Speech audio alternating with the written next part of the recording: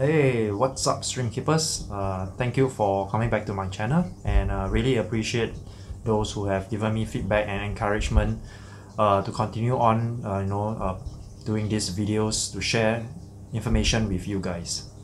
So today, I'd like to do a special post and a video to talk about Shrimplets survival. So it is becoming difficult to ignore the fact that Shrimplet survival is a topic that is less discussed about, because more often than not, Shrimplet usually do survive in a tank, and that I believe that is maybe because in the course of their growing up stage, the fragile little ones are actually exposed to the elements like the adult streams and stuff like that, so that could put them at risk. So I would like to take this opportunity to actually share a little bit more in depth on what can be done to actually increase the survival rate for your Shrimplets. So I actually classify them into two big categories. So one of them is really talking about coverage, and then the second one will be about food. So for the very first one, we talk about coverage. So coverage is really about hiding space and coverage, really to protect them from all those like the adult streams and so on and so forth. And one of the reasons why hiding space is so important is because it allows the streamlets to actually molt in a very safe environment, right? So streamlets actually molt more frequently than adults. So every couple of 3 to 4 days, actually they can be triggered to molt, and there are methods actually to speed up the growing phase. Is that you actually change water every 3 to 4 days in the growing up tank, so that will actually help to trigger them to quickly molt and then to grow faster. So is there any side effects in speeding up or triggering them to molt quickly? Actually there isn't, because they are actually a time period where they are actually going to molt, so it can be plus minus 1 day, but what you actually do is that you help to encourage them to molt maybe a day earlier. So that's where it comes. So having said that, when we see that streamlets molt frequently, and when after they molt, it is their shells are very soft, and that is the best time for cannibalism to actually happen. And regardless of whether you're adult stream or a streamlet, cannibalism will happen, and the adult stream, if they are very hungry, they will actually go and attack the streamlets, which means that after some time you will see that your streamlet count get lesser and lesser. And I often get this question like, I do see them giving birth, but after a while, I don't see any streamlets anymore. So more often than not, if let's say the tank parameters are very stable, then it could be due to cannibalism, and that there isn't sufficient hiding space for the streamlets to hide. So then some breeders start to add caves and other things, trying to make it very concealed. So a general rule of thumb is that hiding space has to be not just one entrance, right? So if let's say you have a cave, right, it only has one entrance. So if the streamlet go in and an adult stream go in, and the streamlet actually molt in the cave, and the adult stream could easily attack it without giving the streamlet a chance to escape. So in my opinion, I would rather prefer a hiding space which is there's one entrance, and then it can go out on the other side of an exit. So that actually helps the streamlet to actually run away or swim away from the adult streams if they are trying to attack it. So what kind of hiding space do I actually use? So primarily I like to use a natural hiding space, such as moss. I like to use some Amazon frog bits. I also like plants. And I think even sponge filters are also considered as natural, so-called natural in the tank, where they they provide a coverage or hiding space for the streamlets. So with that said, you know, with sufficient hiding space, the streamlets can actually you know, grow up and mold in a very safe environment, so that they can actually continue to grow and without having the, you know, the adult stream attack it. So that's the first piece of it. So that's hiding space. So now I want to come to the second piece of it, which is food availability. So, you know, there's a lot of questions around what is the streamlets' first stream food. You know, should I feed powder food? Should I feed this? Should I feed that? You know, to encourage the streamlets to grow.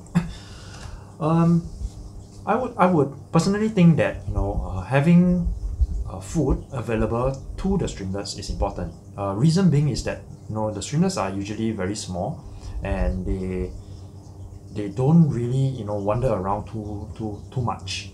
So the surface area that they cover is not as big as the adults, where they, you know, the adults just swim around everywhere, right?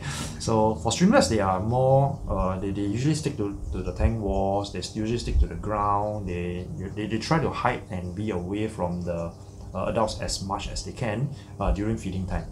So to allow the streamlets to have sufficient food, I would really encourage, I think, biofilm. So biofilm is a natural food for the streams, and biofilm is available 24/7. So, you know, mosses has biofilm in there. So the mosses actually cultivate the biofilm, and also, you know, the floating plants and all the plants, and also there are a lot of good, you know, so-called microorganisms and biofilm on filter and sponges as well. So those are very good food. However, one of the things is that if the biofilm is being, you know, consumed up by the other streams, or you have a lot of streams in the tank, then you have to you know, you have to inject or you have to cultivate more biofilm. So that's where, you know, I use predominantly calyx ball and lupao to ensure that, you know, there is sufficient biofilm in the tank, knowing that, you know, I have that source of biofilm there, and that is like a peace of mind to me, and it actually helps. If you actually see them, and those that you have, you know, those breeders that have used calyx ball or lupao, you know, you can actually see that the streamlets are actually very close to the lupao, or always on the lupao for the first at least 2 weeks of when they are born. So that's where they consume most of their biofilm and most of their food, so that it encourages them to grow bigger and bigger. So biofilm is one of the, I think, more important aspects of streamlet survival. So that's where, you know, where food is concerned, I would highly recommend the biofilm, regardless whether it's from cholla wood, mosses, you know, floating plants, roots, or all that. So as long as there's sufficient biofilm in there, I think that's okay.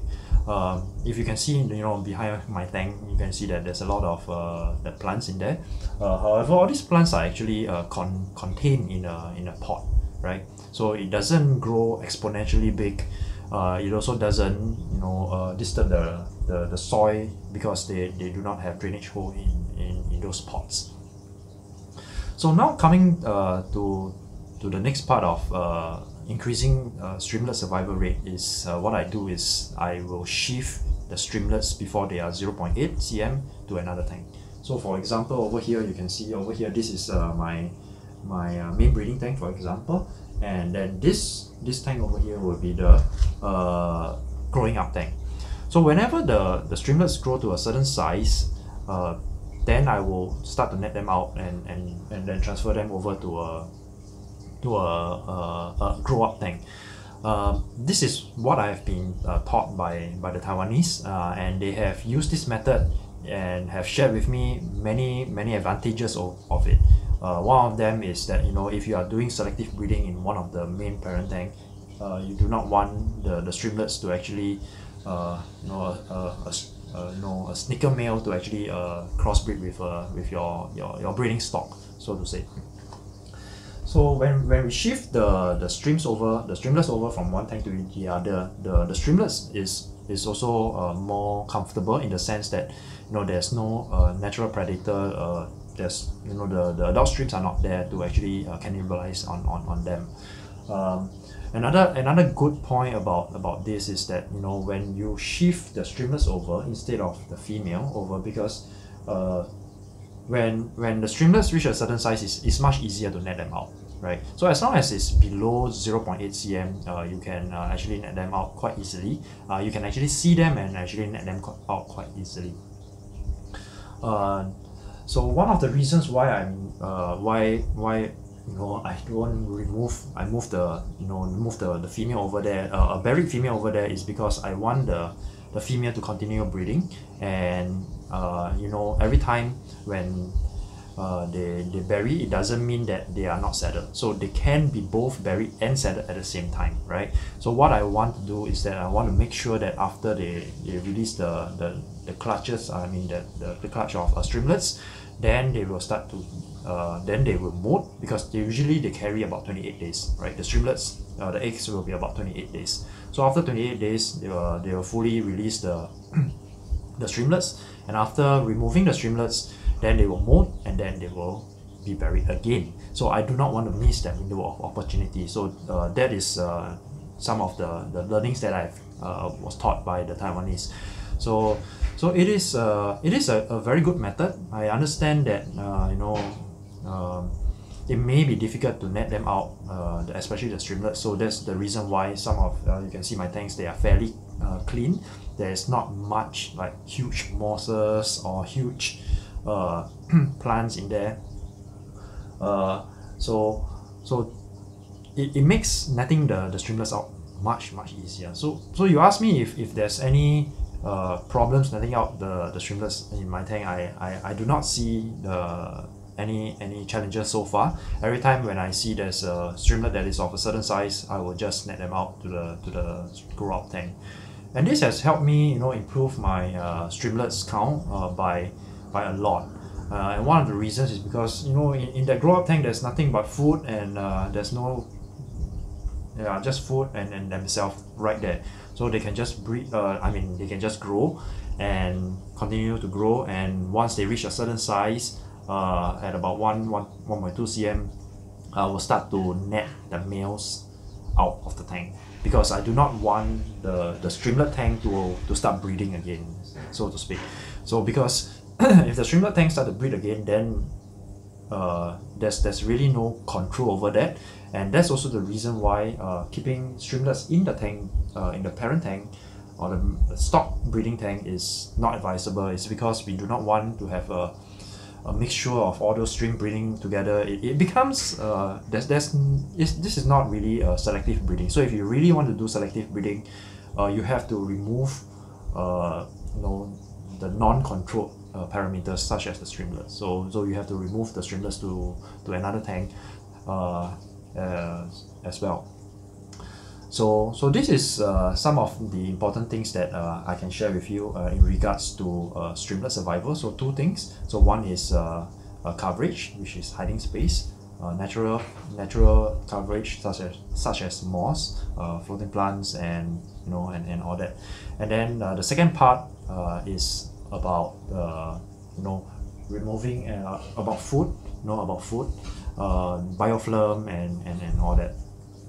And finally, it's about moving the streamlets over to another tank. So this is some of the information that I can share in this video. I hope that you have gained some knowledge over it, and thanks for watching, and peace out.